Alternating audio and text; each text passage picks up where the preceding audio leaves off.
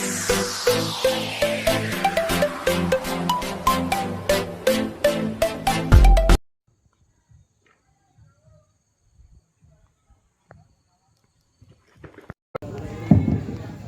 warahmatullahi wabarakatuh. Demi kelancaran dan berkahnya acara kita, marilah kita berdoa sejenak. Bismillahirrahmanirrahim. Bismillahirrahmanirrahim. Alhamdulillahirabbil alamin. Wassalatu wassalamu ala asrofil anbiya wal mursalin wa ala alihi washabihi rasulillah ajmain. Allahumma fir lana dzunubana wa liwalidayna warhamhuma kama. Yaitu mengenai ujian sekolah. Kemudian ada beberapa tambahan dari kawan-kawan yang sedang melaksanakan program calon guru penggerak. Yang pertama-tama ingin saya sampaikan bahwa penting sekali bagi kita untuk hari-hari belakangan ini untuk menjaga kesehatan kita, ya, karena memang situasi sekarang sedang banyak yang sakit-sakit. Bukan karena apa, memang situasi cuaca dan sebagainya. Termasuk saya masih sakit gigi, jangan macam-macam deh. Jadi itu.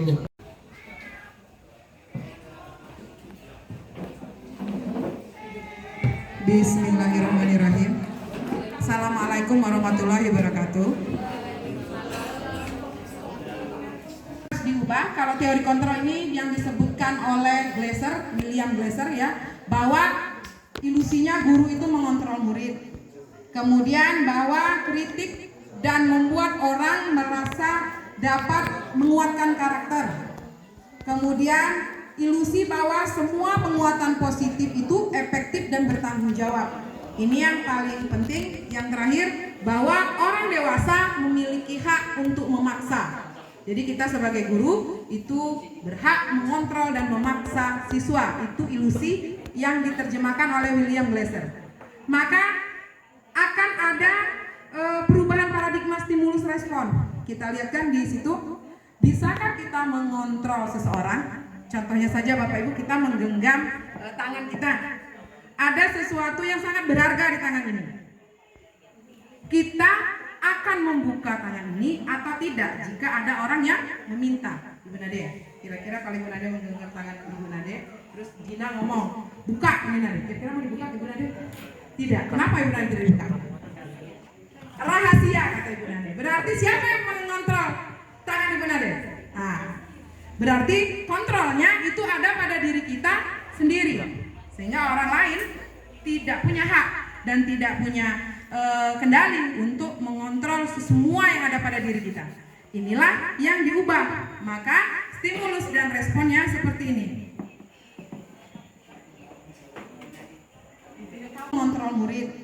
Kemudian bahwa kritik dan membuat orang merasa dapat menguatkan karakter. Kemudian ilusi bahwa semua penguatan positif itu efektif dan bertanggung jawab. Ini yang paling penting. Yang terakhir, bahwa orang dewasa memiliki hak untuk memaksa. Jadi kita sebagai guru itu berhak mengontrol dan memaksa siswa. Itu ilusi yang diterjemahkan oleh William Glasser.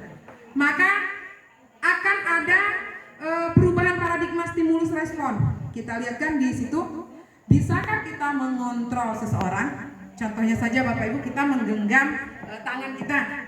Ada sesuatu yang sangat berharga di tangan ini. Kita akan membuka tangan ini atau tidak jika ada orang yang meminta. Ibu Nade, kira-kira kalau Ibu Nade menggenggam tangan Ibu Nade, terus Gina ngomong, buka Ibu Nade. Kira-kira mau dibuka Ibu Nade? Tidak. Kenapa Ibu Nade tidak dibuka? Rahasia kata Ibu Nade. Berarti siapa yang mengontrol tangan Ibu Nade? Nah, berarti kontrolnya itu ada pada diri kita sendiri, sehingga orang lain tidak punya hak dan tidak punya kendali untuk mengontrol semua yang ada pada diri kita. Inilah yang diubah.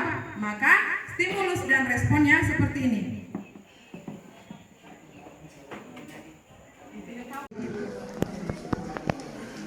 Materi ini kenapa harus diimbaskan ke sekolah? Karena memang yang paling dekat dengan kita sebagai guru, atau yang paling dekat antara interaksi guru dan siswa. Dalam modul ini dibentangkan banyak sekali kejadian kejadian-kejadian yang sangat relevan dengan keadaan kita sebagai guru dan siswa di sekolah. Baiklah Bapak Ibu, saya akan menjabarkan atau memaparkan materi pertama, yaitu mengenai apa makna budaya positif.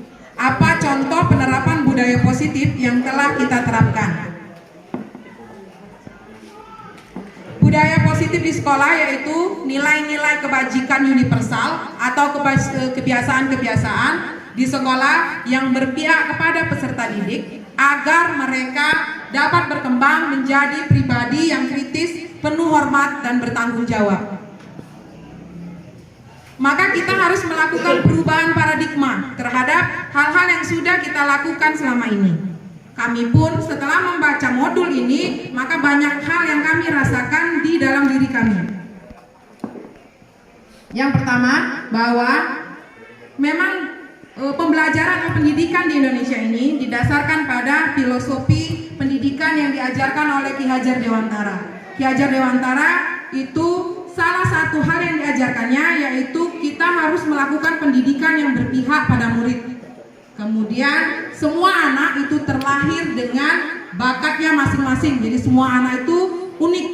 Dia punya bakat dan minatnya masing-masing. Kemudian yang ketiga, budi pekerti. Jadi semua anak sudah membawa budi pekertinya. Maka tugas kita sebagai guru adalah menuntun bakat dan budi pekerti tersebut agar tumbuh dengan selamat dan bahagia. Pada dasarnya anak-anak itu adalah kertas yang sudah punya bayangan.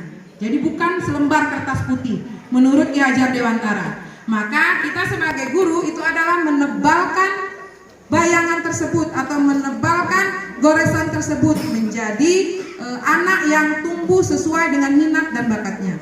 Kemudian guru ibarat petani dan anak ibarat biji jagung. Jadi tumbuh kembangnya anak itu tergantung oleh petaninya atau gurunya dengan hal apa yang kita berikan ke benih tersebut.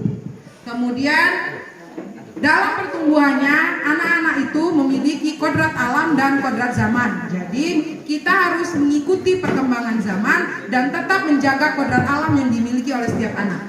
Terakhir, bahwa seluruh yang kita lakukan harus berpihak kepada anak. Sama dengan kita, itu memaksa. Jadi pandangan orang harus sama dengan pandangan kita. Pandangan murid harus sama dengan pandangan kita. Kau tidak boleh keluar dari kelas karena jam saya. Berarti dia paradigmanya harus sama dengan kita. Dia mau pipis nggak boleh keluar, dia mau buang udang nggak boleh keluar karena masih dalam jam kita, kayak gitu. Itu berarti memaksa. Kemudian yang kedua itu kalau teori kontrolnya kita berusaha memahami pandangan orang lain tentang dunia. Jadi tidak harus sama dengan kita pandangan orang terhadap sesuatu, terutama anak didik kita, terutama siswa kita. Kemudian yang kedua, perilaku buruk dilihat sebagai suatu kesalahan. Bahwa anak kita semuanya salah tanpa kita melihat apa yang melatar belakangi kesalahan, apa yang membuat mereka melakukan kesalahan. Maka nanti akan ada teori-teori kebutuhan yang akan disampaikan oleh teman-teman yang lain terhadap kesalahan yang kedua. Maka yang kedua, teori kontrolnya semua perilaku memiliki tujuan. Jadi semua hal yang dilakukan siswa itu memiliki tujuan, ada tujuannya. Kadang-kadang siswa itu bahagia melihat gurunya menderita, bahagia dia, jadi dilakukannya terus setiap hari. Iya, kenapa? Karena dia suka lihat kita marah-marah. Bukan nak marah, ya ini aja, katanya kayak gitu. Maka itu dia punya tujuan, maka tujuan itu yang harus kita kendalikan. Kemudian orang lain bisa mengontrol saya, harus ada yang bisa mengontrol diri Anda. Hanya kita yang bisa. Tadi seperti Ibu Nade membuka tangan, hanya kita yang bisa mengontrol diri kita sendiri, tidak dengan orang lain. Kemudian pemaksaan ada pada saat bujukan gagal. Jadi kalau gagal membujuk, maka kita memaksa. Sebenarnya bukan dipaksa, tapi lebih baik diajak berdiskusi atau berkolaborasi. Kemudian yang terakhir adalah model berpikir menang atau kalah. Tidak ada menang dan kalah. Yang ada antara guru dan siswa menang-menang. Jadi gurunya menang dan siswanya juga menang.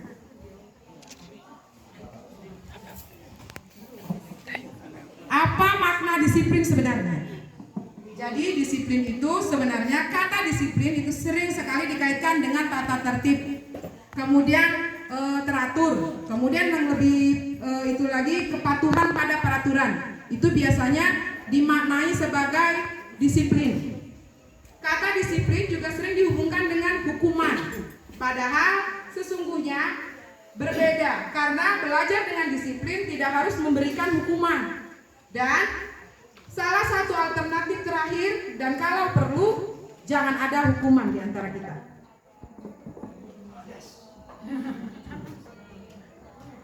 Maka Ki Hajar Dewantara menyatakan, untuk mencapai kemerdekaan atau dalam konteks pendidikan kita saat ini dan untuk menciptakan murid yang merdeka, syarat utamanya adalah harus ada disiplin yang kuat.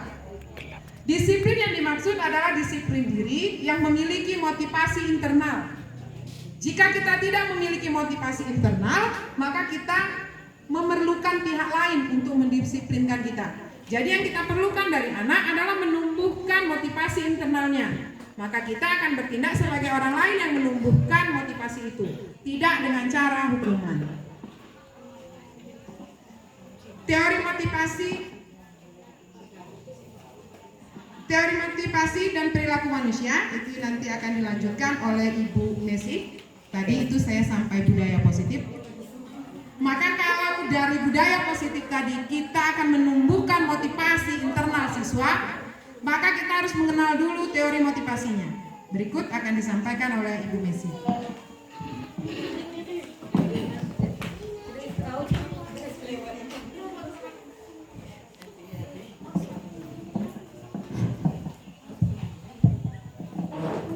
Bismillahirrahmanirrahim. Assalamualaikum warahmatullahi wabarakatuh.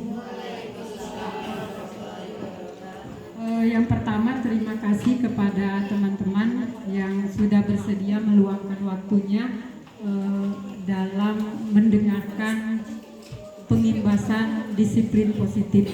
Yang pertama, sebelum menyambung, setelah disiplin positif itu ada teori motivasi perilaku manusia.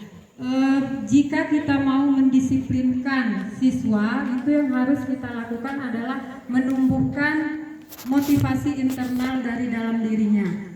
Tetapi ya, untuk melakukan sebuah tindakan itu didasari oleh motivasi, bisa jadi motivasi eksternal ataupun motivasi internal. Itu ada 3 motif yang melatar belakangi motivasi manusia. Yang pertama adalah untuk menghindari hukuman. Itu yang pertama. Motivasi seseorang melakukan tindakan adalah untuk menghindari hukuman.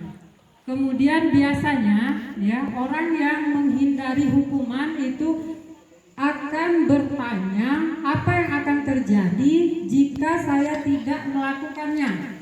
Jadi seperti itu juga dengan siswa kita. Misalkan, apa yang terjadi jika saya terlambat? Atau apa yang terjadi jika saya tidak datang pagi? Mungkin karena takut akan hukuman dari guru. Berarti anak masih dalam tahap motivasi eksternal yang pertama, yaitu takut akan hukuman. Kemudian motivasi yang kedua yaitu untuk mendapatkan imbalan dari orang lain atau mendapatkan penghargaan. Bisa jadi mendapatkan penghargaan dari sebuah institusi. Itu motivasi yang kedua, sedikit lebih tinggi daripada takut akan hukuman. Dia akan bertanya, apa yang akan saya dapatkan apabila saya melakukannya? Sama saja dengan misalnya kita menjanjikan anak-anak di kelas, jadi jika dalam 1 minggu kalian tidak pernah terlambat, maka nanti akan ibu berikan hadiah berupa apa. Itu seperti itu yang penghargaan. Untuk hukuman dan penghargaan itu adalah motivasi eksternal, jadi hanya sesaat melekat pada diri seseorang. Kemudian yang ketiga, ini yang mau diubah dari perubahan disampaikan oleh Ibu Desti tadi, yaitu bahwa melatar belakangi seseorang melakukan sesuatu untuk menghargai diri sendiri, kemudian menjadi insan sesuai dengan harapan. Jadi akan muncul pertanyaan dari dalam dirinya, saya akan menjadi orang yang seperti apa bila saya melakukannya. Itu adalah motivasi internal yang diharapkan akan tumbuh dari dalam diri siswa atau murid-murid kita. Ke hukuman dulu, langsung ke bawah belakang.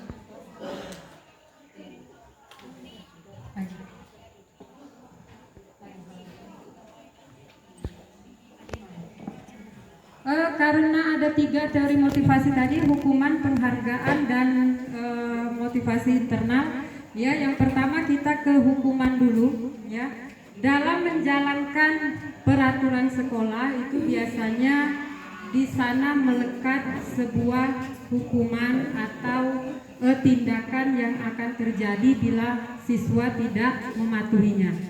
Ya, jadi hukuman itu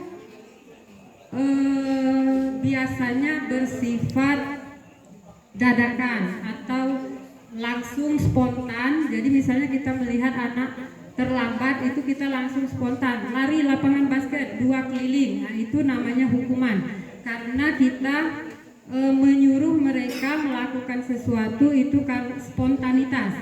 Berbeda dengan konsekuensi. Kalau konsekuensi itu sudah ada kesepakatan terlebih dahulu sebelumnya. Jadi jika ada siswa yang terlambat, kesepakatan kita dengan siswa, apakah mereka akan tinggal di dalam kelas sebanyak waktu terlambatnya misalnya. Jika dia terlambat 10 menit, nanti pada saat jam istirahat dia akan menambah belajar 10 menit. Itu contoh konsekuensi. Jadi sudah kita sepakati dengan anak sebelumnya bahwa jika melanggar konsekuensinya ini, ya. Kalau hukuman itu adalah spontan. Ada perbedaan antara hukuman dan konsekuensi, itu ada di tabelnya. Yang pertama, hukuman itu sesuatu yang menyakitkan harus terjadi. Kalau konsekuensi sesuatu yang harus terjadi. Misalnya kita dengan anak di rumah, anak menumpahkan air di lantai. Hukumannya kita kurung di dalam kamar selama 2 jam, itu hukuman. Jadi kalau kita menyebutkan anak ambil lap, bersihkan air, itu adalah konsekuensi. Jadi sesuatu yang harus terjadi dengan mereka akibat perbuatannya sendiri, itu namanya konsekuensi. Kemudian membuat anak sakit baik berupa fisik maupun mentalnya karena hukuman yang kita berikan.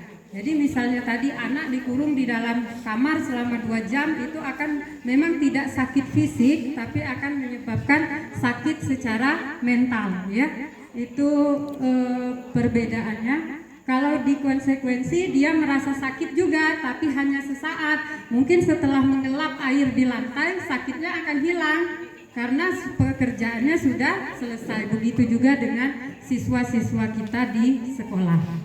Kemudian anak membenci kedisiplinan. Kalau konsekuensi anak menghargai disiplin. Kemudian berupa paksaan, berupa stimulus dan tanggapan, dan seterusnya bisa kita lihat di tabelnya sampai ke bawah antara perbedaan hukuman dan konsekuensi. Lanjut dulu.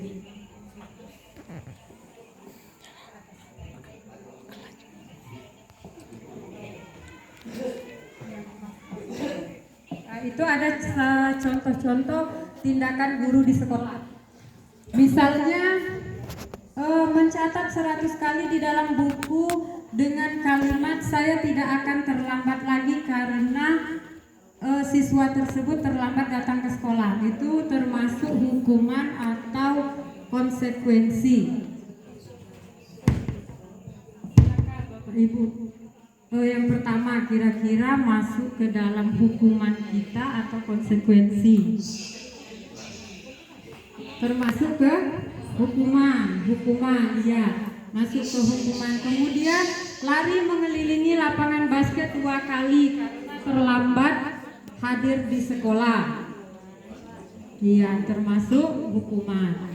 Kemudian murid diminta untuk push up 15 kali karena tidak menggunakan masker ke sekolah. Termasuk hukuman juga. Menggantikan kertas tugas teman yang telah dicoret-coret, termasuk konsekuensi.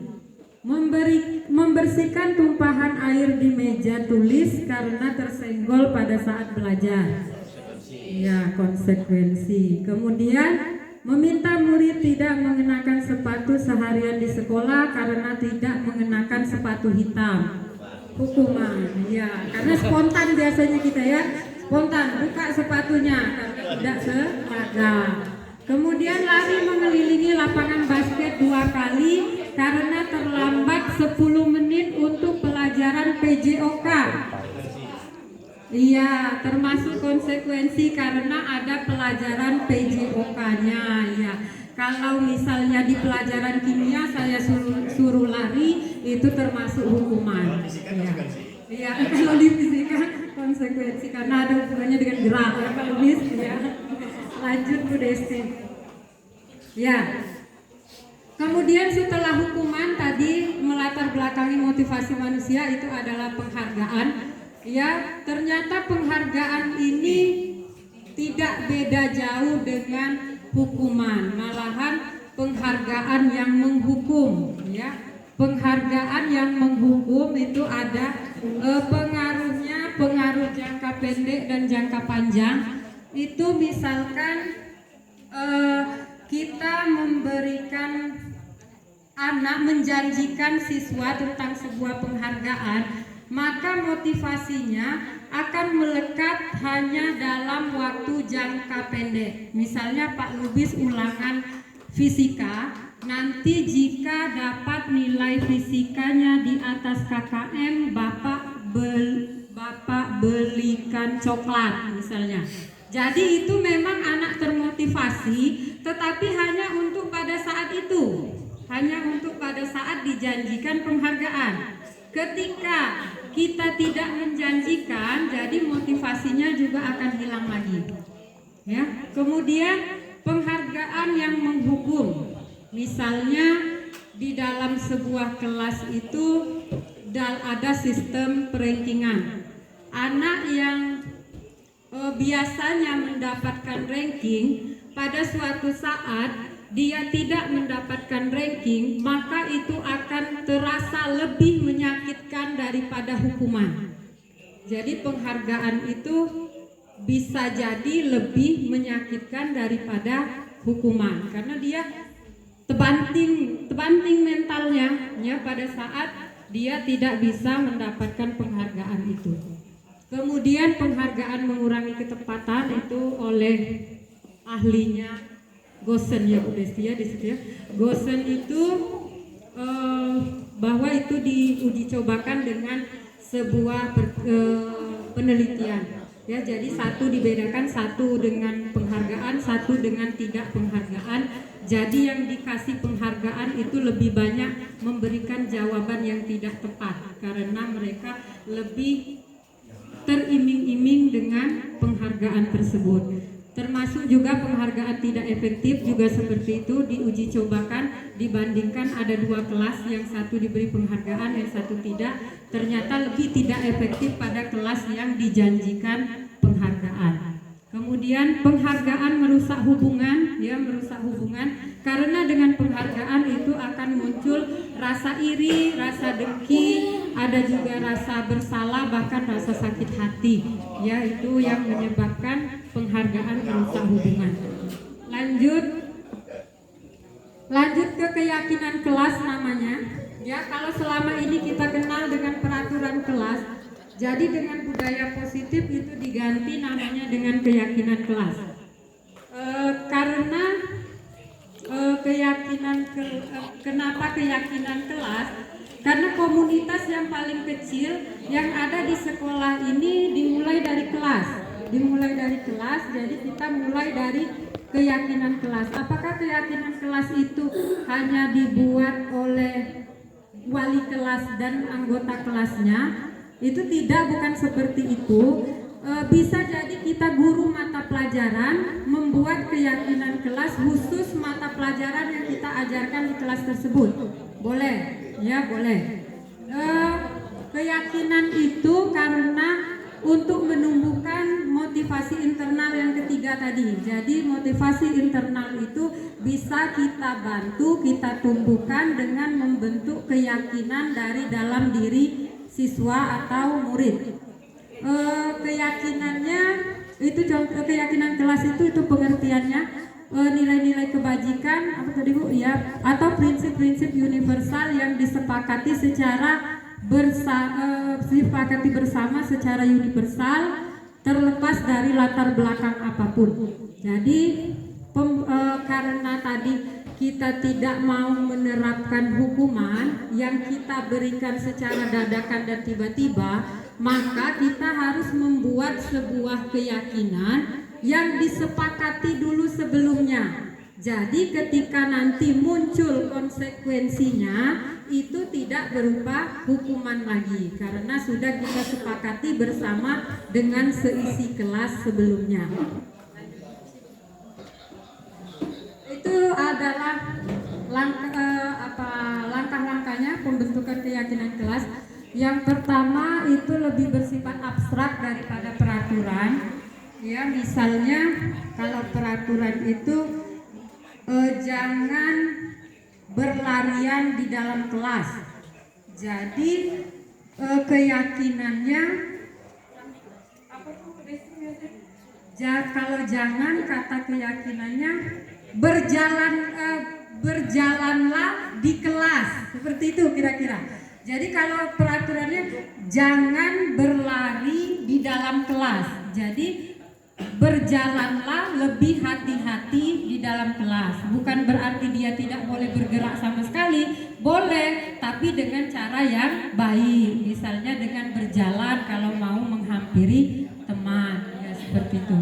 Kemudian keyakinan kelas itu bisa berupa pertanyaan-pertanyaan yang universal atau pernyataan-pernyataan yang universal, sifatnya harus umum. Misalnya menghargai orang lain, itu kalimat keyakinan kelas. Jadi kalau kita selama ini tidak boleh berbicara jika ibu sedang menjelaskan, itu berarti peraturannya seperti itu. Jadi kita ganti dengan keyakinannya adalah menghargai orang lain. Jadi ketika di luar kelas pun anak-anak akan terbiasa dengan hal seperti itu. Jadi lebih ke pernyataan yang universal. Kemudian pernyataan kelas itu dibuat dalam bentuk positif biar lebih positif. Kemudian keyakinan kelas hendaknya tidak terlalu banyak sehingga mudah diingat dan mudah dipahami. Kemudian semua warga kelas sebaiknya ikut berkontribusi membuat kegiatan kelas lewat surah pendapat. Bersedia meninjau kembali keyakinan kelas dari waktu ke waktu. Nah, keyakinan kelas itu kalau jika sudah ditinjau dari waktu ke waktu dan anaknya sudah bisa melaksanakan keyakinan itu, keyakinannya boleh diganti. Ya, yang sudah membudaya itu boleh diganti dengan hal yang baru lagi yang mau kita yakini bersama. Selanjutnya. Udah itu contohnya yang itu. Contoh perbedaan peraturan dan keyakinan kelas. Nah itu contohnya, selalu kembalikan buku ke tempatnya. Jadi nilai keyakinan yang mau kita tanamkan adalah tanggung jawab, ya, bertanggung jawab terhadap buku yang dipinjam. Kemudian dilarang mengganggu orang lain.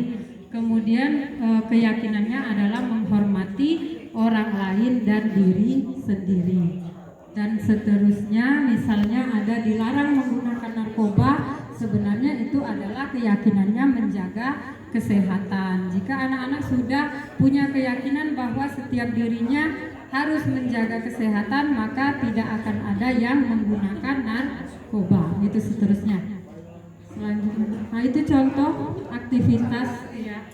Contoh aktivitas yang kemarin Pak Rinto sudah share di grup. Itu Pak Rinto sudah melaksanakan membuat keyakinan kelas untuk mata pelajaran geografi di kelas 10 MIPA 3 ya Pak? Ya, 10 MIPA 3. Contohnya, apa keyakinan yang mau anak munculkan di kelasnya? Jadi itu ditulis di kertas kecil-kecil, nanti tempelkan ke depan, tempelkan. Nanti tugas kita adalah mengklasifikasikan, ya, setelah itu baru dijadikan sebuah keyakinan kelas. Jadi keyakinan kelas itu tidak harus untuk satu kelas, boleh juga setiap mata pelajaran. Misalnya bahasa Inggris dengan kelas 11 MIPA 1, silakan punya keyakinan sendiri, ya. Sudah, itu saja untuk keyakinan, hukuman, penghargaan, dan keyakinan, ya. Jadi 3 teori motivasi. Kurangnya kami mohon maaf. Assalamualaikum warahmatullahi wabarakatuh. Selanjutnya Ibu Sylvia.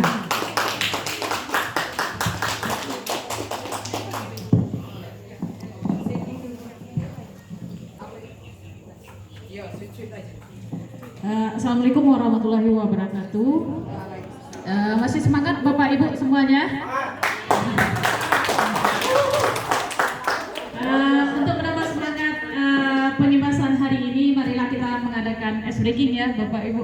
Rito, mari dibantu. Nanti ice breakingnya sangat mudah. Bapak Ibu semua boleh berdiri di tempat duduknya masing-masing, ya.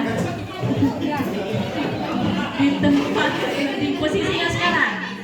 Jangan. Silakan berpasangan. Nah, silakan berpasangan.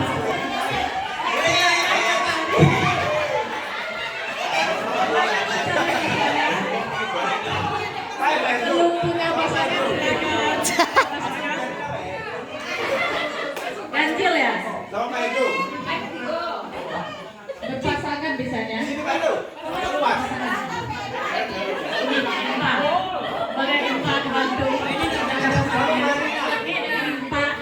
Apa boleh empat bantu? Mas Anil? Anil dengan siapa? Pak Belum. Ini sebenarnya ini satu orang.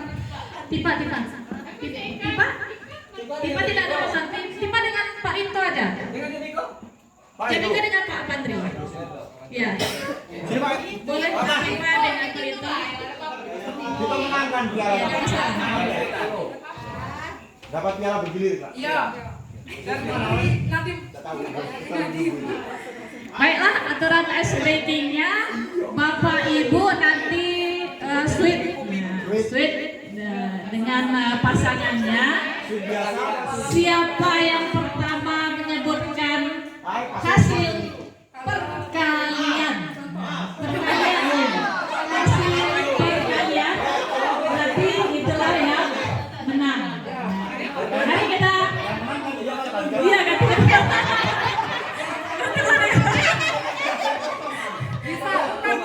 Boleh, selamat bikin bakso deh Pak. Baiklah, untuk mempermudah, ini dibuat contoh dengan Ibu Desi dengan Ibu Messi. Kira-kira seperti ini. Sweet. Nah, sweet. Angkat tangan yang kali. Ketika sweet tangannya dikalikan jumlahnya. Misalnya sweetnya Pak Lubis tangannya dua. Coba. Berarti 4 kali. Hasil kalinya. Hasil kali bisa? Ya. Hasilnya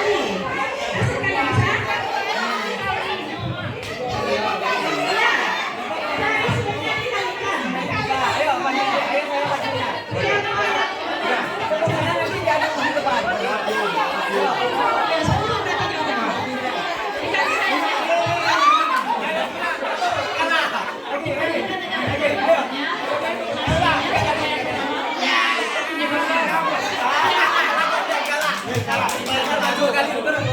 Apa ini menang?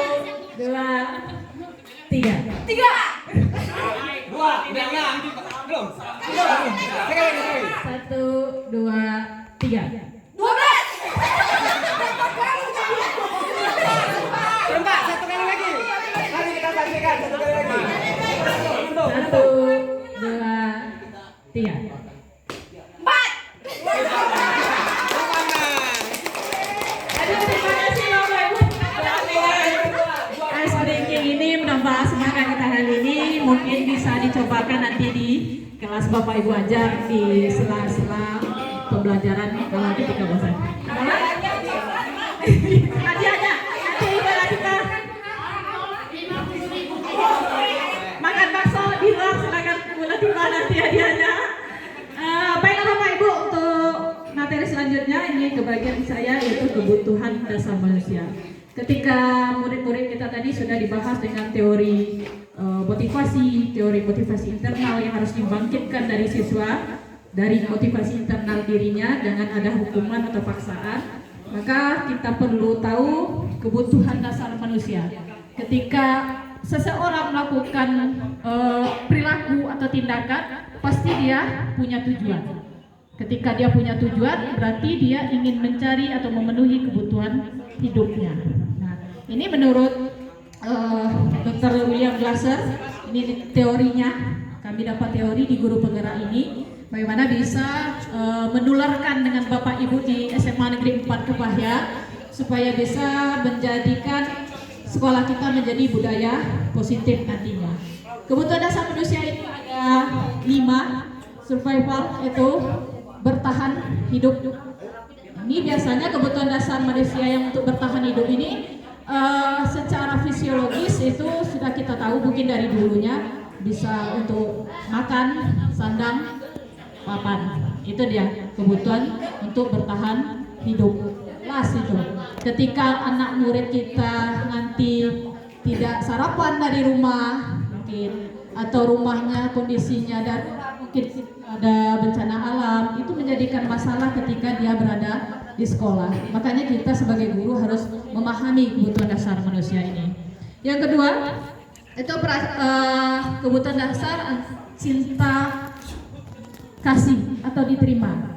Nah, ketika cinta kasih ini dia punya kebutuhan akan diterima oleh kelompoknya di tempat dia berada, baik itu di lingkungan rumah, di sekolah. Terutama kita yang berada di sekolah itu dia harus memiliki rasa cinta kasih atau diterima di kelompok di kelasnya. Ketika kita belajar dengan berkelompok, dia akan diterima di kelompoknya. Mungkin kita akan menemui beberapa kejadian di kelas ketika bagi kelompok, tidak bu, kelompok situ bu, aku tidak mau kayaknya bu. Nah, itu salah satu adalah kebutuhan dasar manusia yang diterima itu yang tidak terpenuhi oleh anak tersebut. Mungkin dia tidak senang dengan temannya itu tadi, mungkin ada hal-hal lain yang menjadi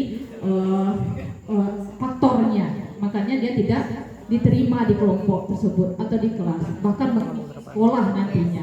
Jadi itu yang harus kita ketahui dulu. Kemudian yaitu kebutuhan dasar manusia yang ketiga adalah penguasaan. adanya penghargaan, penguasaan, kompetensi seseorang itu kita hargai. Nah, ketika kita dengan murid melakukan penghargaan atau dia melakukan sesuatu yang ia ingin dihargai oleh orang lain, nah akan timbul nanti permasalahan-permasalahan. Akan timbul nanti seperti kita biasa ucapkan, oh enak itu menarik perhatian orang, ya cari perhatian. Itu adalah penguasaan sebenarnya. Dia ingin tahu apa ya penghargaan atau kekuasaan atau kemampuan dirinya yang untuk dihargai oleh orang lain. Sebenarnya itu yang ingin dia cari. Kemudian kebutuhan dasar yang ketiga itu kesenangan. Dalam filosofi KHD, Ki Hajar Dewantara, Bapak Pendidikan kita, kesenangan murid-murid, anak-anak itu senangnya bermain. Mungkin sampai tahap dengan SMA ini adalah dia senang bermain. Itu adalah sesuatu kebutuhan dasar manusia. Termasuk kita, guru, sebagai orang dewasa, pasti masih ada kebutuhan kita untuk bermain. Kalau sekarang mungkin butuhnya bermain dengan HP kita atau gadget kita. Itulah salah satunya. Begitu juga dengan murid. Dia butuh kesenangan. Nah, ketika dia di kelas mungkin kita temui itu, sering kita temui. Dia senang mengganggu temannya. Si A senang mengganggu temannya di kelas. Sekedar megang pundak, mencuil-cuil kawannya, itu adalah sebuah kebutuhan dasar manusia dalam hal kesenangan. Senang dia mencuil kawannya. Itu adalah kebutuhan dasar manusia. Nah, kemudian yang kelima itu adalah kebebasan. Dalam teori laser ini ada teori pilihan. Dia harus bebas memilih. Itu teori kebebasan. Nah, ketika dia punya pilihan di dalam kelas, oh Bu, aku nak buat tugas lewat HP aja. Nah, itu dia berarti dia ingin bebas. Kita tidak bisa mematok atau mengontrol siswa itu harus buat deskripsi, harus buat karangan, harus buat peta seperti saya. Tidak. Di teori kebutuhan dasar ini, di teori kebebasan, berarti kita harus memberikan kebebasan kepada murid kita sesuai dengan kebutuhannya tadi, kebutuhan dasar dia sebagai manusia. Artinya misalnya murid yang ingin memilih kebebasannya terhadap dia suka bermain HP, berarti berikanlah dia tugas yang bisa mengendalikan tugasnya dengan HP.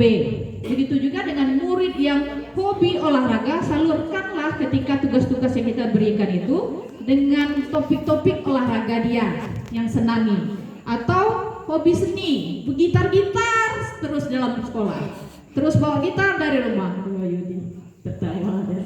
Itu adalah kebebasan dia ingin membebaskan dirinya dengan pilihan kalau dia hobinya musik. Nah, kita bisa memberikan tugas-tugas yang berhubungan dengan musik ketika dalam pembelajaran kita. Itu sebenarnya tujuan dari guru penggerak ini, bagaimana kita bisa menjadi pemimpin pembelajaran yang berpusat kepada murid. Jadi kita bahasanya kitalah yang memfasilitasi murid itu maunya ke arahnya kemana, maunya seperti apa anak itu. Memang susah Bapak Ibu, saya ketika membaca modul-modul guru penggerak ini banyak masalah, banyak hal yang saya lakukan salah selama ini dalam mendidik anak murid. Tapi mudah-mudahan dengan adanya guru penggerak ini sama-sama nanti kita belajar bagaimana bisa menjadikan murid kita berkualitas di era nantinya atau di kehidupan nyatanya.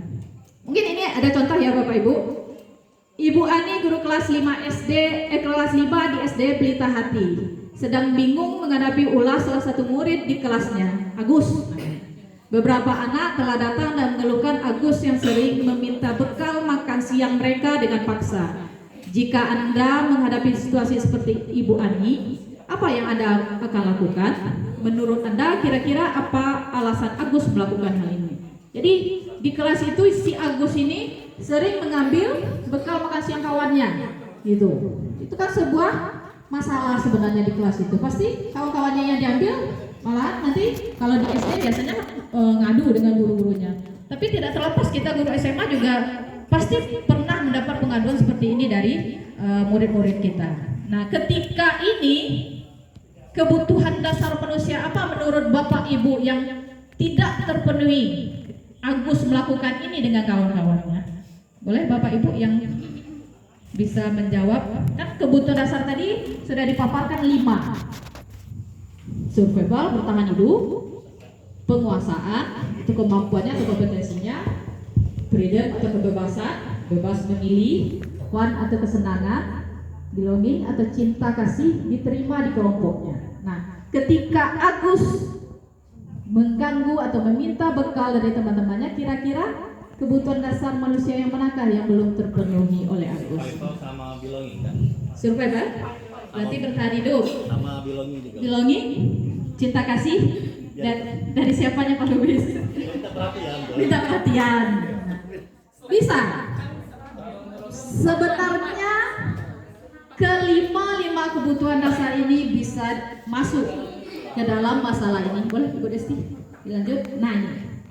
Ketika apabila jawaban Agus ia lapar, orang tuanya tidak membawakan bekal makan, berarti itu tadi survival, bertahan hidup. Makannya tidak, dia lapar, makanya dia mengganggu atau meminta bekal kawan-kawannya. Itu dia, berarti kebutuhan akan survival kehidupannya, bertahan hidup dia pertahankan yang tidak terpenuhi. Nah, ketika jawaban Agus tadi adalah ia senang menjadi perhatian dari teman-temannya yang diganggunya atau yang dimintai bekal tadi, berarti itu tadi ingat jawaban Pak Lubis tadi. Dia butuh cinta kasih, perhatian untuk diterima oleh teman-temannya yang diganggunya atau yang dimintai bekal tadi. Nah, dia senang ngambil itu supaya temannya memperhatikan dia. Sering minta, oh dia ini sering minta bekal aku, nah, dia senang gitu. Itu berarti dia kebutuhan untuk diterima atau cinta kasih yang kurang. Apabila Agus menjawab, dia merasa hebat karena menjadi temannya jadi takut. Ketika diminta bekal tadi, kawannya takut, dia jadi hebat, dia bangga, dia bisa mengambil atau merampas bekal kawannya itu, dia bangga. Berarti dia itu kebutuhan dasar penguasaan, kompetensi tadi. Dia bisa berkuasa, menguasai teman-temannya tadi yang diambil bekal makan. Berarti kebutuhan dasar penguasaan tadi yang dia tidak terpenuhi, makanya dia mengganggu bekal kawannya. Itu. Terus apabila jawaban Agus, dia merasa bosan dengan bekal yang dibawakan oleh ibunya karena selalu membawakan bekal yang sama. Itu aja, ayam goreng, upin ipin aja misalnya, dibawakan oleh ibunya di rumah. Dia merasa bosan, makanya dia ingin mengambil bekal dari teman-temannya yang lain. Itu berarti dia punya kebutuhan kebebasan. Berarti tidak ada kebebasan untuk pilihan. Cuman ayam goreng itulah pilihan bekal makan dia. Makanya dia ingin mengganggu bekal kawannya, ingin mencari kebutuhan atau kebebasan tadi dengan pilihan-pilihan yang lain yang berbeda dengan kawan-kawannya. Itu berarti kebutuhan yang tidak terpenuhi adalah kebutuhan kebebasan. Kemudian apabila jawaban Agus itu adalah iseng aja Bu, nah, dan menikmati ekspresi wajah kawannya, dia senang. Nah, itu teman-temannya yang kesal karena diambil makanannya, dia senang. Nah, itu berarti kebutuhan akan kesenangan, fun, dia senang. Mengganggu kawannya tadi mengambil itu, bahagia dia ketika mengganggu temannya atau mengambil bekal makannya. Itu berarti kebutuhan kesenangannya yang tidak terpenuhi. Jadi dengan kebutuhan 5 kebutuhan dasar manusia ini, kita sebenarnya bisa menggali permasalahan-permasalahan yang ada di kelas kita temui dengan murid-murid kita. Memang tidak semudah membalik telapak tangan Bapak Ibu.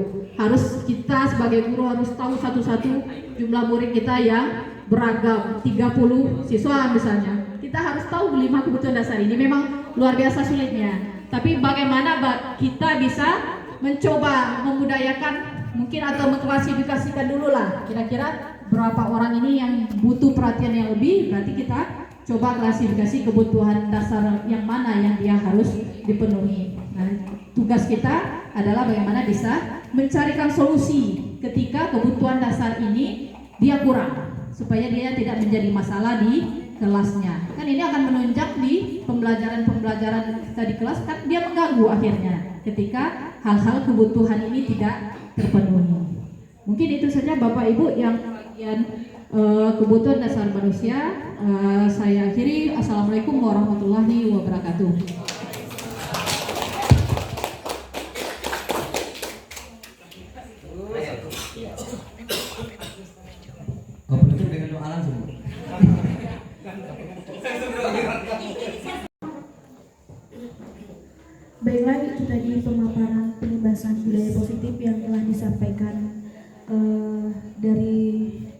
rapat Dewan Guru kita. Yang selanjutnya itu sesi tanya jawab.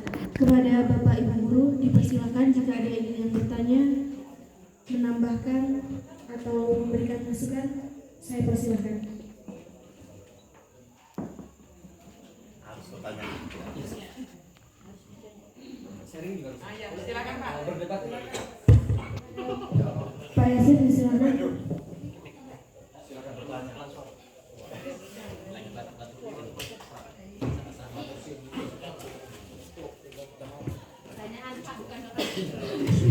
Assalamualaikum warahmatullahi wabarakatuh. Terima kasih atas kesempatan untuk bertanya yang diberikan dari satu kehormatan. Pertama bertanya berkaitan dengan tadi yang sudah disampaikan oleh Pak orang-orang di depan, cukup menarik. Memang itu sesuatu hal yang harusnya memang harus kita lakukan. Coba pertanyaan saya, apakah dari program calon guru penggerak ini, apakah nanti juga berimplikasi kepada sistem penilaian dan contohnya di rapor selama ini kita ketahui bahwa siswa akan ditentukan naik atau tidak naik itu berdasarkan kriteria yang sudah ditentukan. Misalnya harus tuntas seluruh mata pelajaran kecuali 2 mata pelajaran, ya kan? Sehingga akibatnya ada siswa yang menonjol pada mata pelajaran tertentu, misalnya di pendidikan jasmani dan keolahragaan, tetapi karena dia tidak tuntas di mata pelajaran yang lain, lebih dari 2 mata pelajaran, mengakibatkan dia tidak dapat naik ke kelas berikutnya. Padahal dari konsep yang disampaikan tadi, bahwa setiap siswa atau anak itu memiliki keunikan masing-masing, memiliki bakat masing-masing.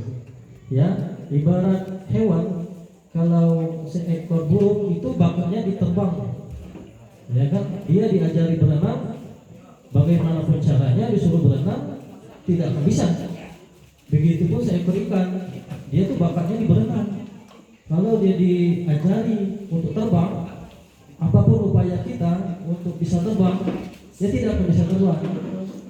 Anak misalnya, dia tidak punya bakat di linguistik, di bahasa Inggris dia memang nggak punya bakat itu di bidang bahasa. Yang dia kuasai hanya bahasa dia, bahasa ibu, bahasa Indonesia. Disuruh belajar bahasa asing, dia tidak punya bakat.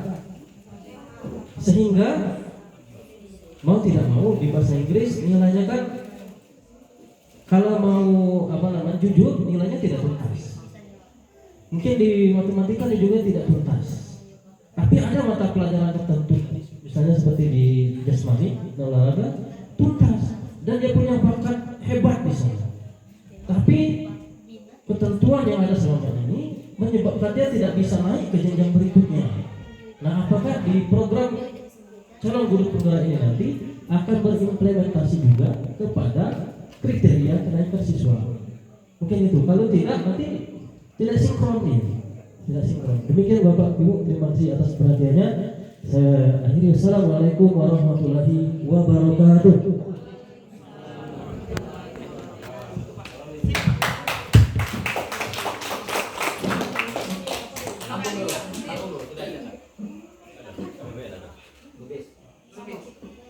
Baiklah, yang selanjutnya kepada Pak Lubis disilakan.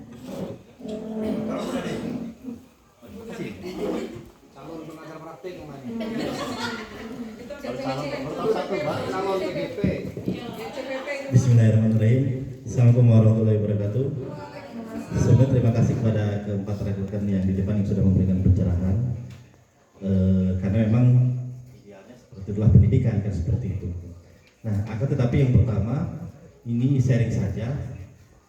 Esensi yang disampaikan tadi adalah bagaimana kemudian kita memanusiakan manusia kan itu.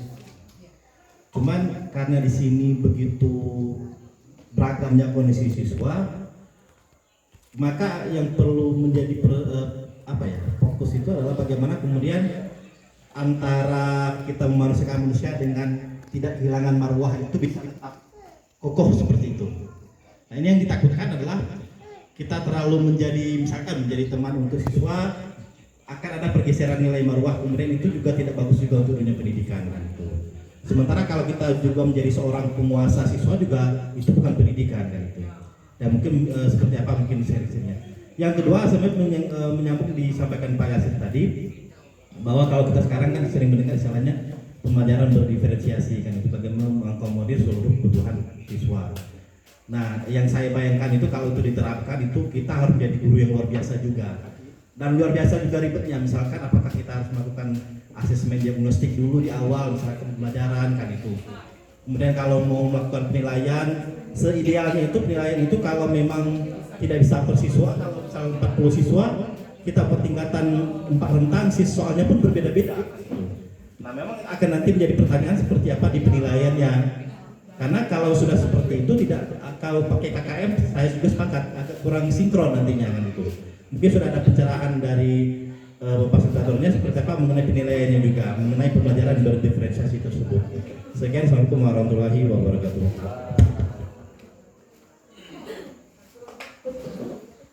Baiklah, untuk yang terakhir dipersilakan kepada Bapak Ibu Guru untuk sharing, bertanya maupun memberikan masukan dan tanggapan.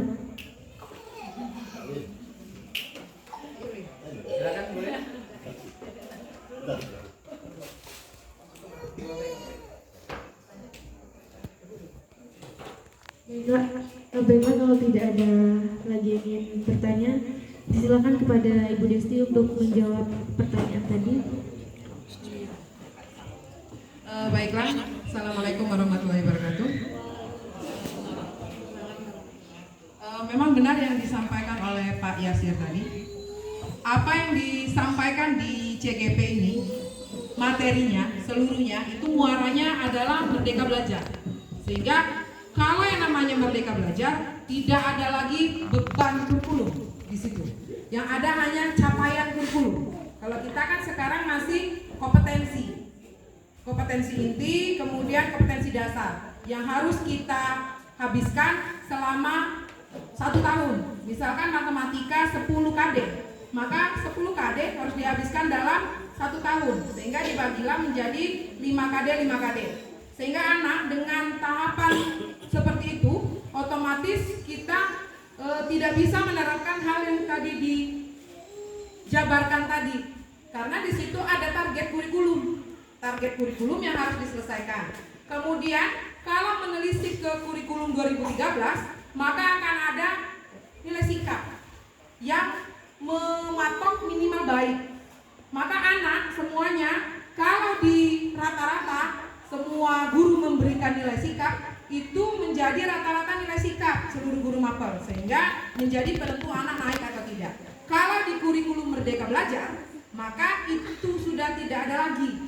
Nilai sikapnya ada, tapi tidak lagi menjadi penentu kenaikan kelas. Dia hanya bercerita nilai sikap anak bla bla bla bla bla bla bla bla gitu. Seperti yang sudah kita lakukan ini. Maka Pak Yasir, memang yang harus kita lakukan adalah mengubah kurikulumnya dari kurikulum 2013 menjadi kurikulum Merdeka.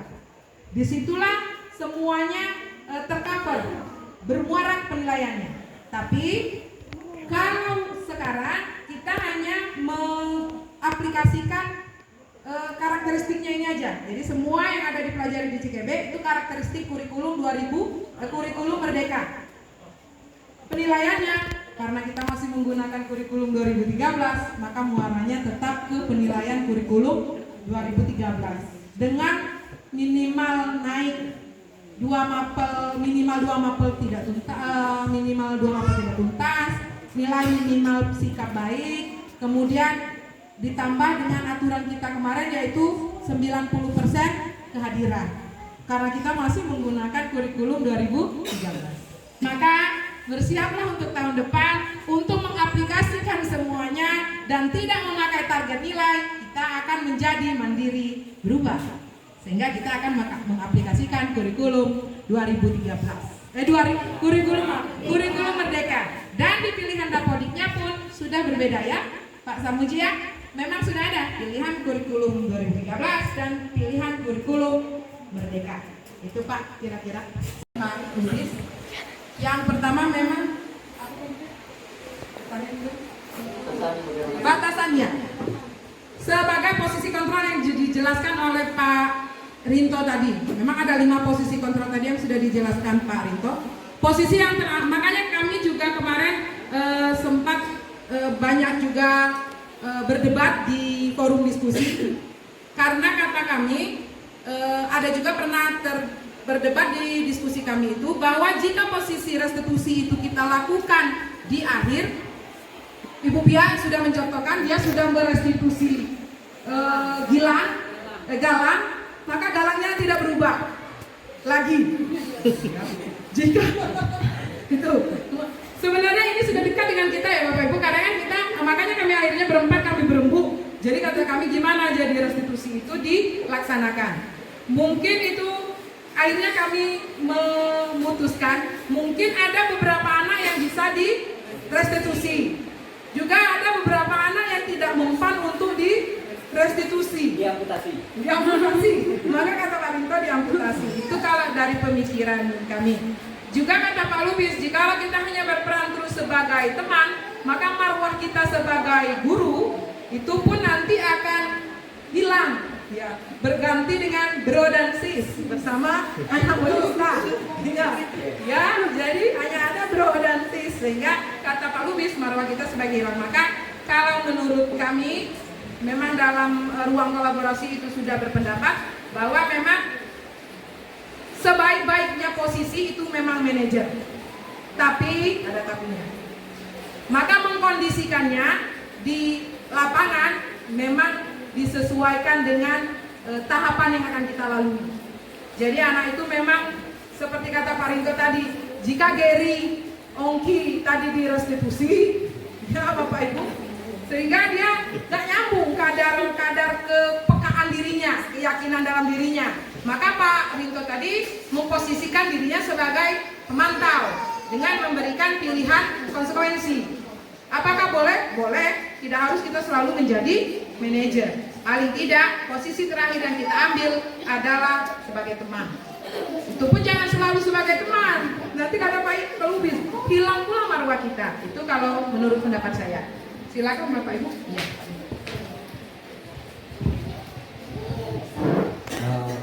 Terima kasih Pak Yasir dan Pak Lubis. Pertanyaan Pak Lubis persis yang saya tanyakan kepada fasilitator saya.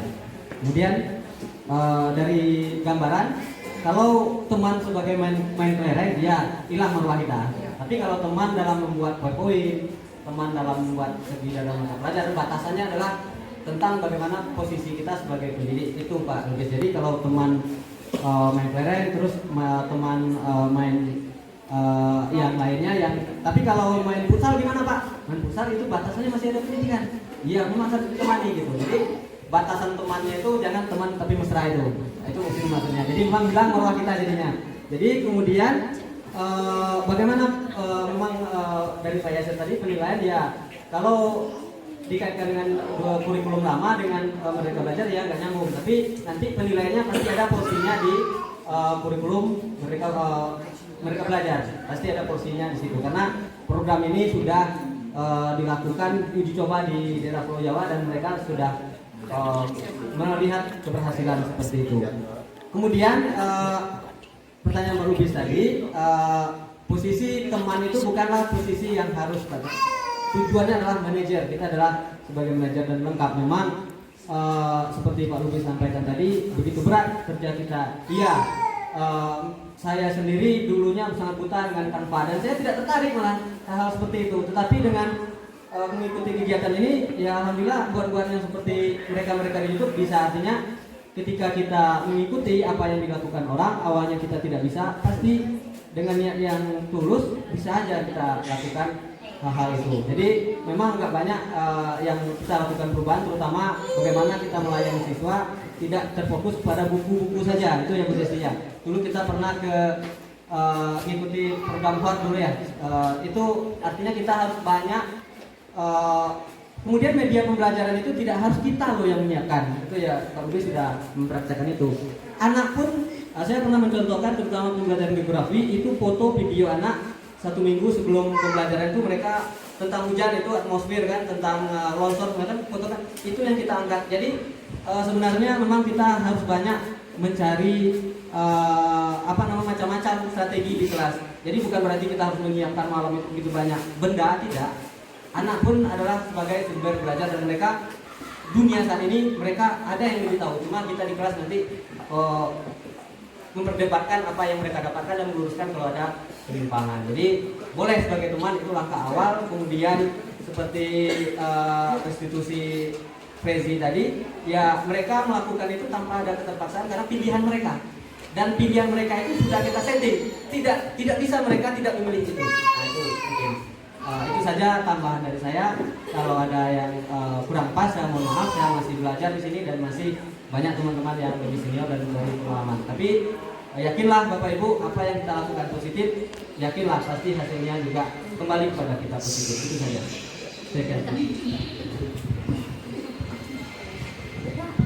Menambahkan dari pertanyaan Pak Lubis atau sharingnya, yang pertama itu restitusi itu kita Pak Yasir bahwa kepenilaian ada anak naik dan tidak naik. Kalau dengan posisi seperti itu tidak ada anak yang tidak naik, seperti kata Bu Desti itu bermuara ke kurikulum merdeka. Yang kalau untuk dengan proses merestitusi siswa dengan posisi kita sebagai manajer itu tidak akan ada anak yang DO. Karena tidak ada anak yang tidak naik, tidak ada anak yang tidak bisa dibina, tidak ada anak yang dikeluarkan. Jadi kita harus merestitusi anak itu berupa siklus secara terus-menerus dilakukan pemantauan dan pendampingan. Yaitu kemudian tadi ada disinggung sedikit masalah apa tadi? Pembelajaran berdiferensiasi. Itu modul terbaru yang sedang kami pelajari saat ini, modul kelima tentang pembelajaran berdiferensiasi. Jadi kita harus mengajar itu memahami kebutuhan murid satu persatu. Bukan berarti rancangan pembelajarannya harus kita buat banyak-banyak sesuai dengan murid A, murid B segala macam, karena ada analisis kebutuhan muridnya dulu sebelum rancangan pembelajaran. Jadi ada analisis kebutuhan murid itu bisa jadi dari nilai rapot sebelumnya, kemudian bisa jadi dari kita share materi dulu, kita berikan sebagai pengetahuan awal yang dimiliki murid. Itu juga termasuk dalam menganalisis kebutuhan murid. Nah kemudian di dalam pembelajaran berdiferensiasi itu ada 3 strategi. Ada diferensiasi konten namanya, kemudian diferensiasi produk, diferensiasi proses, dan diferensiasi produk. Nah ketiga diferensiasi itu boleh tidak muncul ketiga-tiganya, boleh, dan kalau bisa lebih baik ketiga-tiganya ada dalam proses pembelajaran kita. Jadi misalnya diferensiasi konten, kita menyediakan konten pembelajaran yang berdiferen, berarti beragam konten. Bisa jadi dengan kebutuhan murid, ada yang suka audio, berarti dengan rekaman kita share materi. Ada anak yang suka membaca, jadi materi kita share dalam bentuk artikel atau teks. Ada anak yang hobi menonton, jadi kita sharekan materi berupa video. Kemudian ada juga misalnya anak yang sukanya cuma melihat-lihat gambar, ya, jadi kita share materinya dengan menggunakan gambar-gambar seperti itu. Jadi itu sudah mengelompokkan anak berdasarkan kebutuhan belajarnya. Kemudian di diferensiasi prosesnya itu kita juga memperhatikan banyak ada kegiatan berjenjang misalnya. Kemudian ada juga menyediakan pertanyaan-pertanyaan pemandu dalam proses pembelajaran dan seperti itu. Dan kemudian di akhir ada diferensiasi produk, itu seperti tadi yang dijelaskan Ibu Pia bahwa anak itu belajar sesuai dengan kesenangannya masing-masing. Jadi kita membuat tagihan kepada siswa itu sesuai dengan kesenangan siswa, silakan dengan kebebasannya. Misalnya anaknya suka membuat tugas dengan video, silakan videokan. Misalnya kemarin saya coba itu di praktikum kimia ya Pak Lubis, saya suruh anak membuat laporan percobaan praktikum, tidak lagi membuat seperti kita membuat karya tulis ilmiah, mulai dari judul, tujuan segala macam. Jadi saya suruh anak membuat buat laporan yang pertama dengan video silakan. Yang suka mengedit video di HP-nya. Anak yang suka membuat gambar bercerita juga silakan. Jadi dia foto-foto langkah pekerjaannya, di bawah fotonya dikasih keterangan tulisan. Misalnya masukkan, campurkan apa dengan apa. Itu sudah ada 2 kesenangan yang mereka pilih. Ada anak yang suka menulis, silakan mereka menulis laporannya seperti karya tulis ilmiah. Tapi kalau yang tidak suka belajar, itu tidak tahu diarahkan kemana. Jadi seperti itu. Modul terbaru yang kami dapatkan, kami juga masih sharing-sharing, belum juga begitu memahami, tapi baru mencoba ada beberapa topik yang kami cobakan dalam pembelajaran berdiferensiasi. Jadi kita mengcover semua kebutuhan belajar murid. Itu saja yang penting. Ya, yang penting kita mengajar dan ada muridnya. Itu saja. Terima kasih Pak Lubis atas sharingnya. Assalamualaikum warahmatullahi wabarakatuh.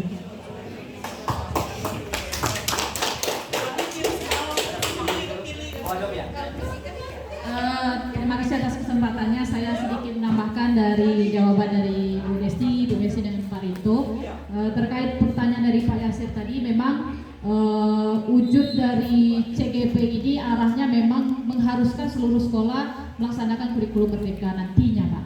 Nah, seandainya nanti belum melaksanakan, jadi diminta kepada sekolah-sekolah seluruh Indonesia itu harus menerapkan kurikulum merdeka, walaupun melewati 3 tahap itu ya, Ibu Desti.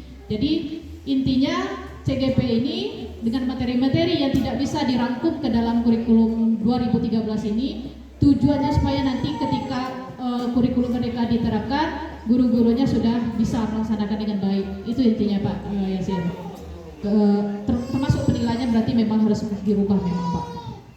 Yang kedua, pertanyaan dari Pak Lubis itu batasan antara teman hilang marwah seperti itu. Kalau menurut saya tidak ada sebenarnya ya. Tidak ada sebenarnya jika kita memang melaksanakannya dengan porsi yang benar gitu. Ketika kebutuhan siswa tadi dipenuhi, ketika minat bakat siswa tadi terpenuhi, rasanya mungkin siswa tersebut tidak menganggap kita sebagai teman malahan. Dia tetap menghormati kita sebagai gurunya. Kalau menurut saya jika dilakukan dengan porsi yang baik, itu mungkin Pak Lubis. Kemudian pembelajaran berdiferensiasi, saya contohkan dengan pelajaran saya yang lebih mudah dipahami. Ketika pembelajaran saya di kelas itu, sebelum itu memang ada penilaian diagnostik, penilaian di awal, yang seperti kata Ibu Messi tadi. Kalau saya lebih mudah, saya membagikan satu isian checklist dengan siswa berisi pembagian siswa dengan kebutuhannya masing-masing. Saya misalnya berikan pertanyaan, apakah Anda senang belajar melihat gambar? Nah, itu nanti kan kelompoknya nanti bergambar nanti semua. Kalau dia milih bergambar, apakah senang dengan melihat video? Nanti kelompok video nanti. Jadi tagihan yang saya berikan, tugas-tugas yang saya berikan nanti ketika misalnya kita ajak diskusi, berkelompoklah siswa-siswa yang suka gambar, dikelompokkan jadi satu kelompok. Kemudian siswa-siswa yang senang dengan melihat video, kelompokkan dalam satu kelompok.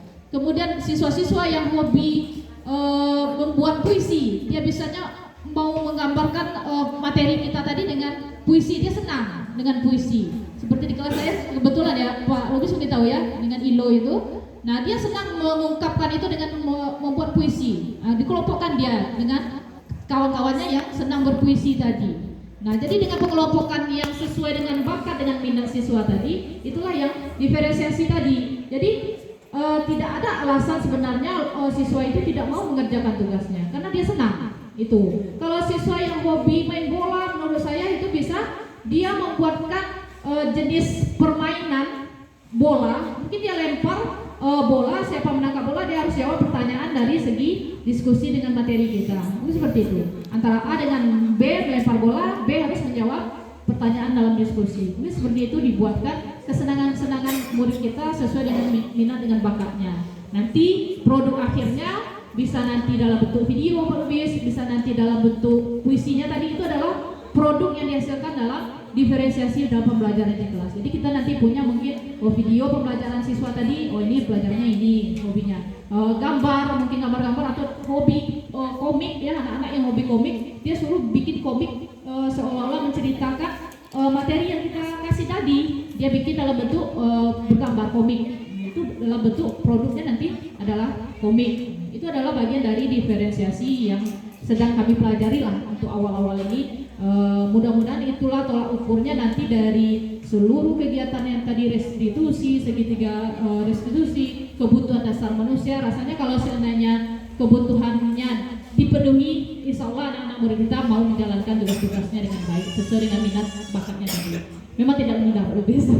Kita harus melakukan perencanaan yang lebih matang sebelum masuk ke kelas itu. Mungkin itu saja dari saya akhiri. Assalamualaikum warahmatullahi wabarakatuh.